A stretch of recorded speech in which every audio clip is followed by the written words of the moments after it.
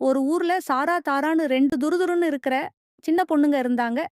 அவங்களுக்கு மொபைல்ல கேம்ஸ் விளையாடுறதுன்னா ரொம்ப பிடிக்கும். ஆனா, அவங்க நானி எப்பவும் இயற்கை தான் சிறந்த ஆசான்னு சொல்லுவாங்க. ஒரு டைம் வெயில் காலத்துல நானி அவங்க கிட்ட ஒரு சின்ன பெட்டிய குடுத்தாங்க.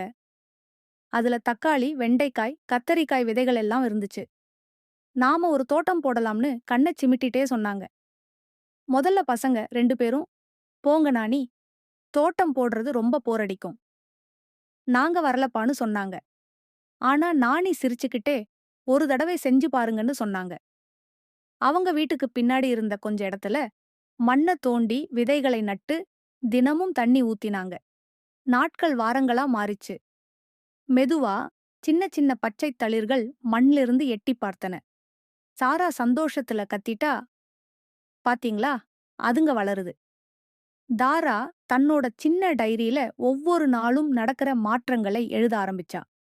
செடிகள் வளர வளர பசங்களும் ரொம்ப ஆர்வமானாங்க. எந்த செடிக்கு எவ்வளவு தண்ணி தேவை?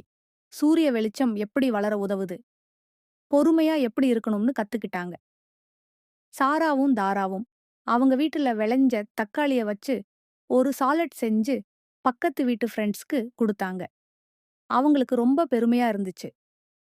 ஒரு நாள் அவங்க டீச்சர் லீவ்ல ஒவ்வொருத்தரும் கத்துக்கிட்ட ஏதாச்சும் ஒரு விஷயத்த பத்தி பேசச் சொன்னாங்க. சாராவும் தாராவும் அவங்க சின்ன கார்டன பத்தி சொன்னாங்க. எல்லாரும் ஆச்சரியப்பட்டாங்க. சில பசங்க அவங்க வீட்லயே சொந்தமா தோட்டம் போட ஆரம்பிச்சாங்க.